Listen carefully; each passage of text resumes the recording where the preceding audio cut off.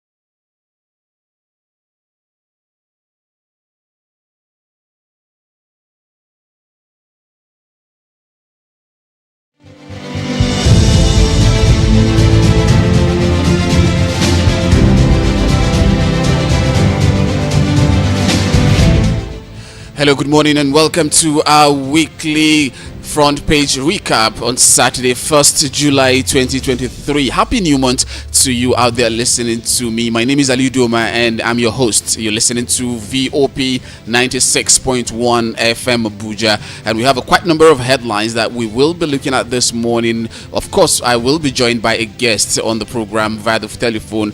I will be linking up with him immediately so that we begin our conversation without delay. Hello, good morning. Good morning. Thank you very much for joining us. Mr. Steve Nwachukwu is an economist and lead researcher. He is joining us today to add more value to our conversation. Thank you for joining us, Mr. Steve. Thanks again for having me.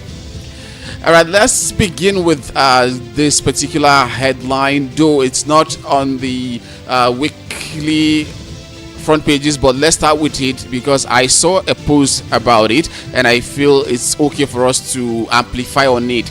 We could recall that in 2022, October to be precise, the NNPCL took over the asset of Oando OVH Energy Marketing, that is Oando retail brand, with a lot of filling stations, about 380 or thereabout, and its asset downstream aspect of Oando.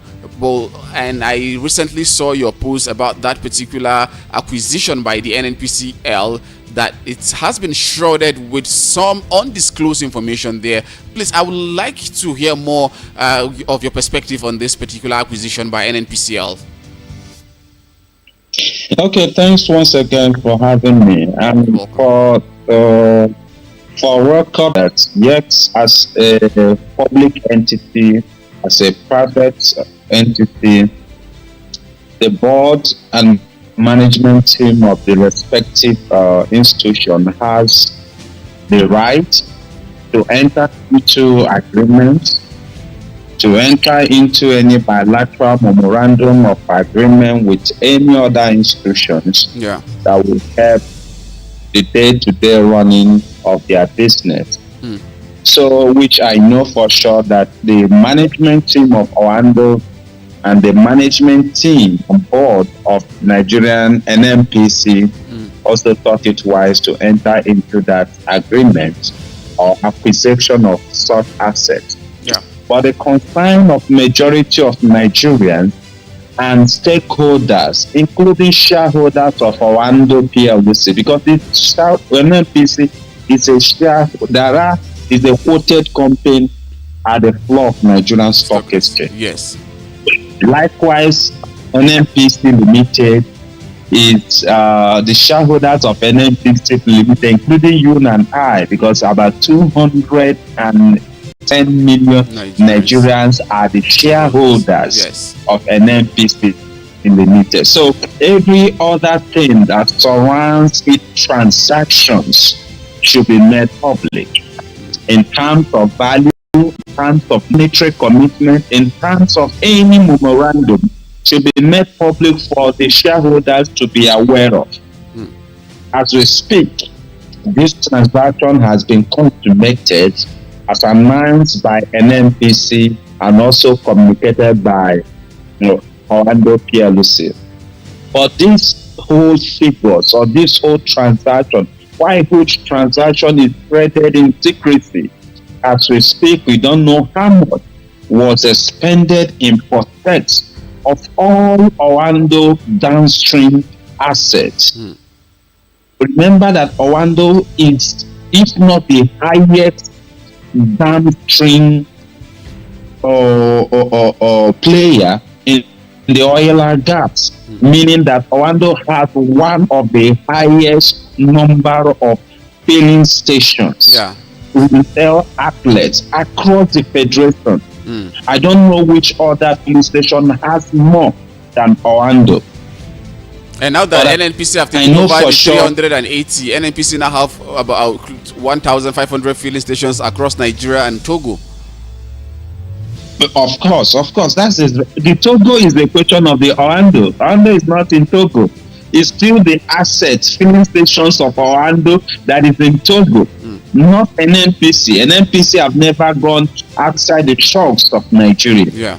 So the point is, you have such a huge transaction that will run in billions of dollars, and Nigerians are not aware. You are buying an asset of an existing private company or public limited company. This should be known. This should be stated. When Dangote bought over Obajana, when Dangote acquired the 4 refineries of Nigeria, these details were meant for Nigerians to know. Although it was actually reversed by the last administration of the Yaradua's administration. So the point is, we should be aware. NNPC is using the state resources to conduct its activities, which is you and I resources. If NNPC enters into any agreement to purchase or to drill or for oil discovery or for whatever, they always attach figures to it. But in this very deal, in this very transaction, there is no single one kobo mentioned. So it's becoming such a undisclosed transaction that Nigerians and stakeholders are becoming afraid. What is it that NNPC is up to? So these are the things Nigerians are trying to get rid or understand or interrogate. What is it that NNPC did or the agreement they had with the board and management of Oando that no kobo has been mentioned? Was Oando in distress and NPC had to intervene through ANCOM? Even if that's it's ANCOM that should be telling us, yes, Oando was distressed and now we are taking over. So these are the questions Nigerians want to know. These are the things Nigerians want to know. And NNPC is obliged, is by law mandated to disclose all its transactions to Nigeria. Certainly. Hello, can you hear me? Hello. Yeah. Yes, I'm with you. All right. So now that we are raising the Nigerians are hearing this for some, probably for the first time, we will certainly start asking questions, or we continue to ask more questions, because this is the role of the media, to ask questions, to hold government into account, to make public all of the information that is supposed to be made public, because NNPC is a public company, so all of their transactions should be made public for Nigerians to be able to see, because we are all shareholders of this company. Whatever transaction they do, we have to be made aware of.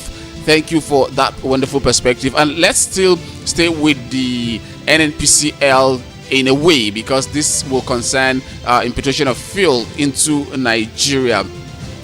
There's speculation about the price of fuel. If marketers start importing fuel into Nigeria, people are even speculating, or marketers of economists are forecasting, that it may even rise to 700 naira per liter of fuel as to what we are buying currently. What's your take on this particular projection made? Reasonably enough, considering the market dynamics, it simply means that at any given time that rates change in the prices of exchange rates, it will definitely affect the price mechanisms put in place, because it is now a floated market, a free market, and at every point the price moves. So the two determinants of the prices that Nigerians will be buying petroleum products, not just only fuel now, is the exchange rates and then the international market price of refined product or the crude in the market. So at every time the price of crude adjusts upwards, it means that Nigerians will pay more for the fuel, for the diesel, for the kerosene, and the rest of the byproducts of crude oil. At every time there is a further devaluation or instability of our exchange rates, maybe Naira falls further, or Naira gains, it will also affect the pump price of this very petroleum product of fuel, diesel, aviation fuel, kerosene, and the rest. So the two market dynamics, or the two market determinants, are the exchange rate and the international market price of crude. So it is assumed that Nigeria has been left to the market realities, or somehow we are now vulnerable to the metrics, the international metrics of understanding the prices of these very commodities in international markets. But if I should ask you, is that no regulation? Okay. Is that the best way? Is that the best approach we should have taken? It may not seem to be the best approach in the sense that there is no local content involved. There is no mechanism to check these very prices. If Nigeria becomes so vulnerable to international market price, if anything happens that crude goes up to like $120 or $100 per barrel, it means that Nigerians will have to pay more than 1,000 naira for a liter of fuel. So that is the reality. So, and it's very wrong for our government, our leaders, to leave the vulnerable Nigerians to these very market manipulations or market realities. There should be some measures that could caution most of the very fluctuations of prices in the international market, in the sense that, as God may have it, Nigeria, we have crude right here. Yes. So what we should be looking at is trying as much as possible to refine this product so that we will not be left with the dynamics of international market or pricing mechanisms. We should have some level of local content, refining at least some percentage of our local consumption. We can set up modular refineries across the federation. You can have one in Lagos, have one in Maiduguri, have another one, maybe 40,000, 50,000, 60,000, 100,000 refining capacities. So these are the ways government who are sincere enough, who understands the times, the needs of the times, needs to do. It's not just to say, okay, let's run a neoliberal market, whereby it's a free market, it's a capitalist market, allow demand and supply to determine price. You also will allow debt to determine, or hunger to determine the rates of Nigerians. Once you say allow the capitalists to determine force of demand and supply to determine the prices of equities or commodities, you are also leaving the hunger hardship to determine the fate of Nigeria. That's what it simply means. So there should be some level of leadership commitment by our political leaders to see that most of these very models does not really work perfectly in developing or less low-income countries like Nigeria or in Africa. So they should be just living this very foreign or Western model where you run a free liberal market. A lot needs to be managed. A lot needs to be subsidized. I want to even have the your economy perspective. Needs to be. Pardon? Sorry, I want to have your perspective on this before you continue. I could recall vividly a couple of weeks ago, that was before the unification of the Forex came to be, when it was the central bank did not make that announcement. We had you on this our platform, VOP 96.1 FM Abuja, and you said it should not be, the government should not just shift figures. They should make sure they set mechanism in place before bringing that policy. So what would you say happened so far after the announcement of the unification of our Forex? Just as I predicted, good enough, you are reminding me. Just as I predicted, it happened exactly. So we are just dressing, that's the window dressing the wound. You have to treat the wound. How do you go about it? It's not just moving the numbers or moving the figure from 460 to 700 or 800. It has not solved anything. You only had more naira and less value. In the next 1, 2, 3 to 4 months, you start seeing incremental increase in prices of commodity. That is inevitable. By the time investors or importers start putting the new exchange rate to their boost, possibly that will be coming in the next 2, 3, 4 months, you start seeing the realities. These are facts. That's why I said the best approach should be increase the flow of your forex. That's the only way you can have stability. That's the only way CPN can defend the naira. That's the only way you can meet up the balance of payment of Nigeria. It's not by moving the figures. It's not by moving the numbers. No. So you need to improve in those fundamentals, which is we have, unfortunately or fortunately, we have crude oil, and crude oil stands as the main source of our forests, including non-oil sectors, remittances, foreign remittances, and the rest. But crude oil proceeds, crude oil sales proceeds constitutes more than 80% of our foreign earnings or our forest market. Yeah. So what we need to do is to up the production. We have an OPEC quota of 1.7, 1.8 million barrels per day. Ask me, how much are we producing? Although now we are currently producing less than 1.3 million barrels per day. So why are we not looking at the issue? You are having a revenue shortfall, and you are going to dress a wound and leaving treating the wound. You just dress it, give it a festa. Oh, you have more naira. By devaluation, maybe 1 or 2, 3 trillion naira will accrue to government, and the same naira has lesser value. The contractors that you will engage, that will probably execute some of your capital projects, will also go to the same market, the same exchange market, to purchase at 800 or 770 or 750. So it's just a closed checks.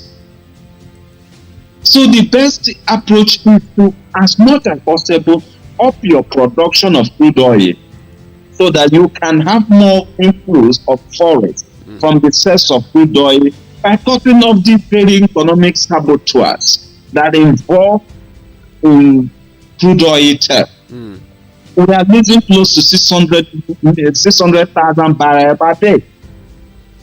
Please cut that off. That's enough money to run your government. That's enough forest to defend the naira, not by devaluation or what you call flotation of exchange market. Yes, the regime of flotation of exchange market is good, but you also need to manage it. You also need to manage the prices by making available forest to those who genuinely need it. Then when you must have done that, you put down good measures so that you can have a relative peace, security in the land that will attract foreign investors. Once foreign investors are bringing their dollars, their hard currencies, it's also helping the CBN to defend the naira. Then you put up some incentives or some win-win program to increase our diaspora remittance. Yeah.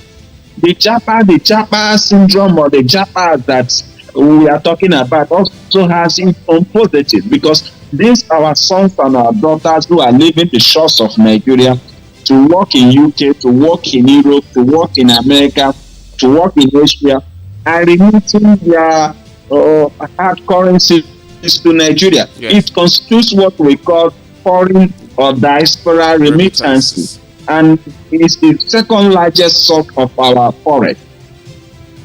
So we should also do other things that will also attract this fund. These our brothers and sisters have from lots of dollars, lots of currencies, hard currencies, stashed abroad, because the economic environment of Nigeria is so fragile. They are afraid of bringing their money down here. Put down good measures that will build that confidence among them, so that they can remit these foreign remittances and help CBN defend the naira. Then the long or the middle term measures will be aggressively. When I use the word aggressively, I mean it with its letter. Aggressively embarking on a backward integration program or import substitution program, which we say often, yes, find ways where you have comparative advantages, where you can, do better in your production lines, so that you will reduce the influx of foreign-made goods to Nigeria, because that is where the pressure is coming also from. Then we have to work on ourselves. This is to all of us, the citizens. our appetite, our rising appetite for foreign made goods needs to be cut. Because the more we are demanding for the foreign made goods, the more pressure we are putting on CPN. But the first thing must be, let's have an alternative. Yeah.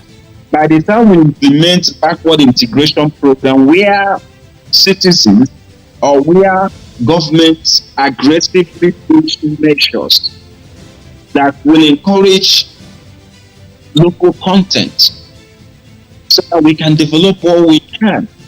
If we have it in agriculture, we select some few agricultural line items, just like Sweden did when they introduced the Anchorage Borrowers Fund, where it's originally meant to support farmers to grow wheat, grow grains, so that you can support the grain market. Yeah. The demand for grain is rising. That's why you can hardly buy a loaf of bread above 800 to 1,000, 1,005, depending on location. Yeah. So there is a lot of pressure on this very area. So if we can implement backward integration program in these areas where we relatively have comparative advantage, we have a good soil to grow these very grains here. A bag of corn 10 years ago was selling within 6,000 or 7,000 or less. As we speak, a bag of corn is selling above 30,000. Wow, that's quite. So why don't we, as a government, aggressively implement backward integration program in this area, using the model that has been set by CPN, although fraudulently managed. Fraudulently managed in the sense that 70 to 80% of those who benefited in that Anchor Borrowers Fund was political farmers. That's one of the biggest problems that we're faced with in Nigeria. And go ahead. Yes, if we can implement such kind of program in its sincerity and give those farming tools, or you can even involve in mechanized farming for these very rural farmers. Yes. Till the grants for them, open up the grants for them, and give them the farming tools like the improved seeds to plant these very grains. It will help. It will help to reduce the cost, and it will help the demand for forests for this very importation of this grain. Then I talked about the issue of the oil and gas. If you improve electricity, it will reduce the demand for fuel. Yes. So the pressure on the forest will also drop. If you also implement the backward integration program where you have modular refineries and refine at least 30 to 40% of our local consumption, it will also reduce the pressure on the forest market. So these are the fundamental measures to be taken, not just the issue of moving figures. All right, now let's that the government needs to do. Talking about figures, Mr. Steve, there is this release by the World Bank that says it stated that Nigeria has one of the highest inflation rates, which pushed an estimated 4 million people into poverty between January and May 2023, and they said about 7.1 million poor Nigerians will become poor if the federal government failed to compensate or provide palliatives for them following the removal of fuel subsidy, which according to the World Bank data, 89.8 million Nigerians were poor as of the beginning of this year. The lender noted that additional 4 million Nigerians became poor between January and May this year, raising the figure to 93.8 million. We already have 98.3 millions. And the latest projection means the number of poor Nigerians will rise to 100.9 million if the government fails to compensate vulnerable citizens for fuel subsidy removal. My problem there is issue of palliative. I'm just citing this as a reference because I was headed to issue of palliative.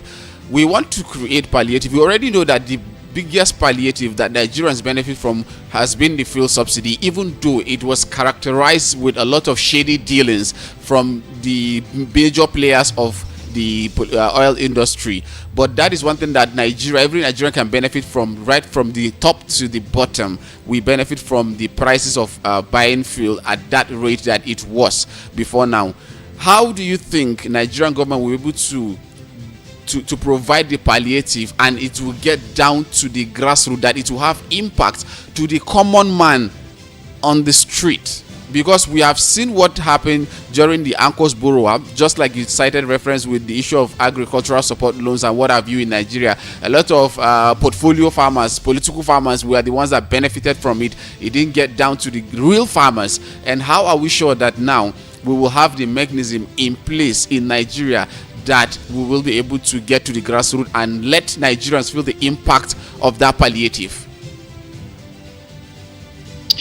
Thank you so much. I think this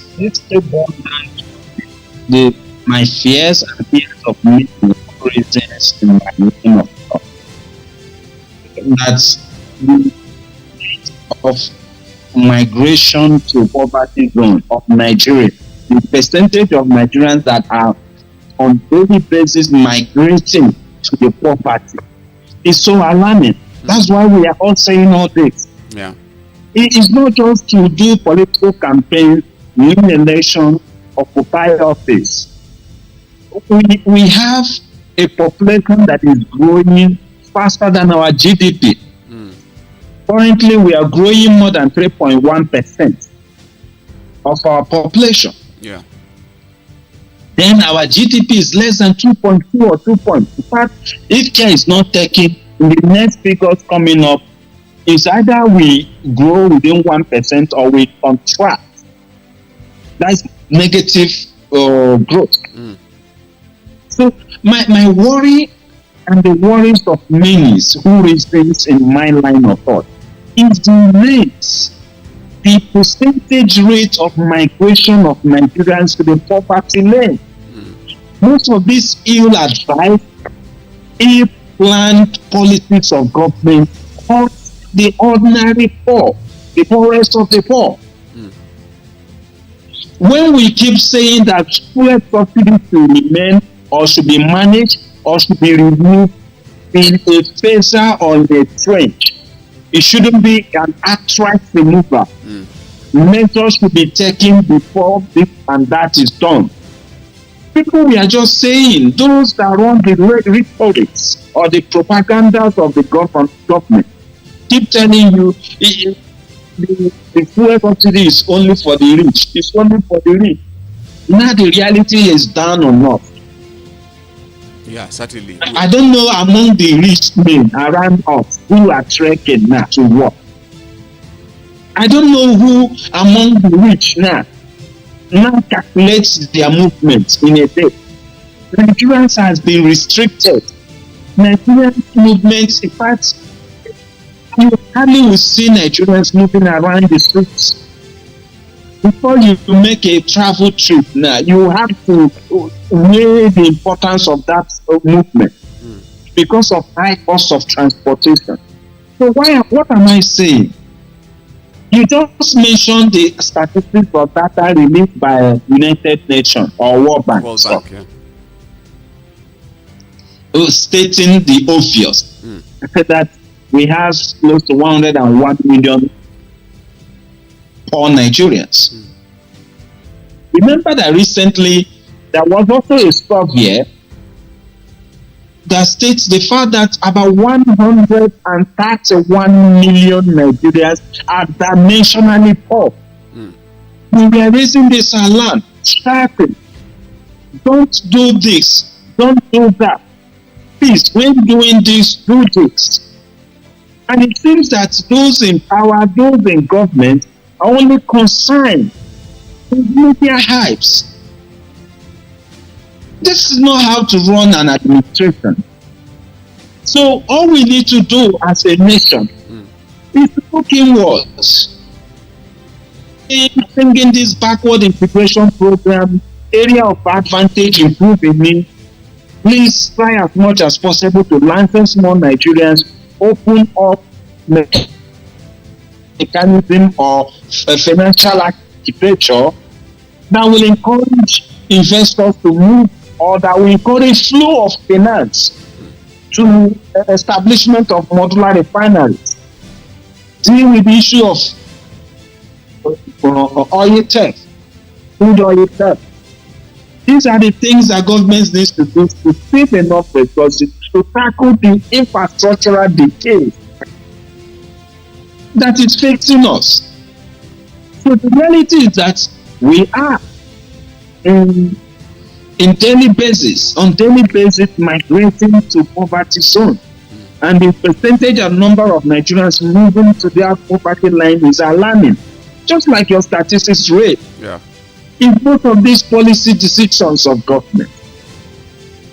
Now, let's look at this in the long run, or the ripple effect of this very removal of fuel subsidy. The truth, I keep saying it, is that in the next couple of months, the GDP of Nigeria will drop.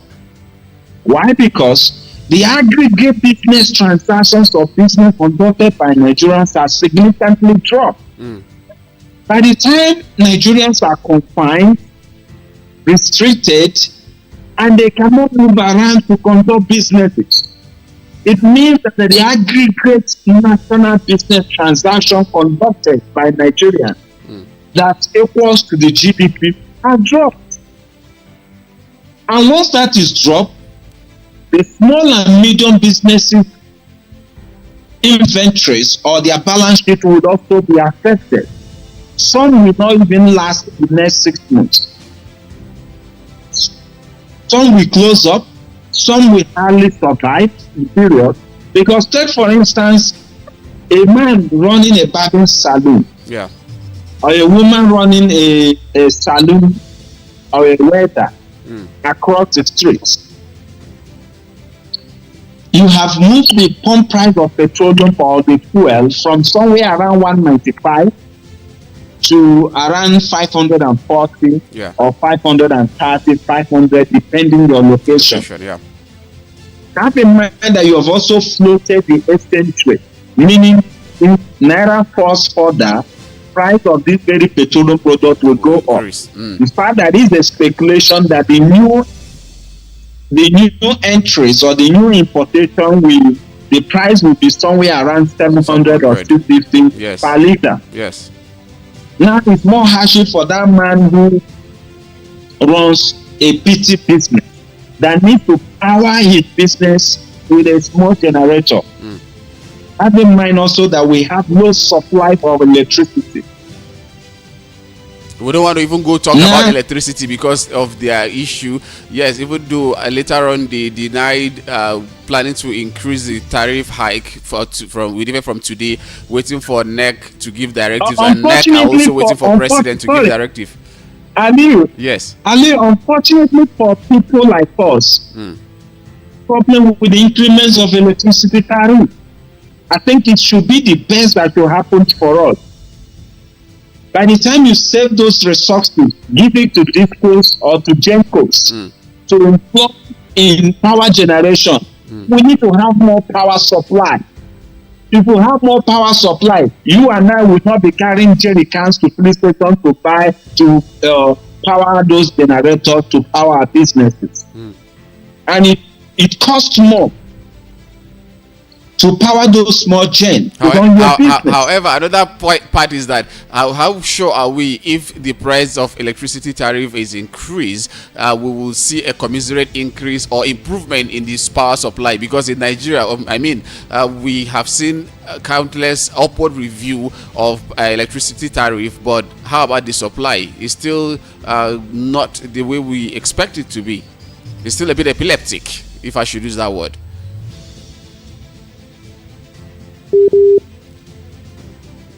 Hello? Hello, Mr. Steve, can you hear me? Yes, I can hear you. All right. I said I share in your thought. Okay, that is the dilemma. Yeah, let's move away from that one. There's this news, I don't know whether you have seen it, in Katsina. It came yesterday on the Guardian newspaper that the Katsina state governor is planning to create... Hello, can you hear me? Hello, Mr. Steve, are you with me? Yes, I'm with you. All right, this particular news that Katsina State Governor Dikko Radda is planning to establish a Ministry of Micro, Small and Medium Enterprises in his state, which he said is one sure way to help nurture, grow and ensure the survival of businesses with little capital, and assured that the proposed ministry will be given maximum support to actualize its intended objectives. What would you say about this idea? Is it a welcome development to you, or you could have a different perspective to it, considering the fact that, also noting that there are other ministries that have similar responsibility to this? Yes, I don't have problem with that. It's a perfect move. But the only challenge is who is actually running it. Is introducing it a politician out there who just want this media hype, just like Manson is casting at it. They are happy hearing that you are mentioning them. They are print media. Are they really down to it? Are they really ready to empower, to improve the SMEs in their states? So that's where the question is. If it's a pronouncement by government, a policy of government, yes, we want to do this, we want to do that. But what we are saying, what are the real measures taken to empower the SMEs, to empower small businesses and enterprises in your states? That's the only, unfortunately, they fail to understand that is the only way to grow the economy.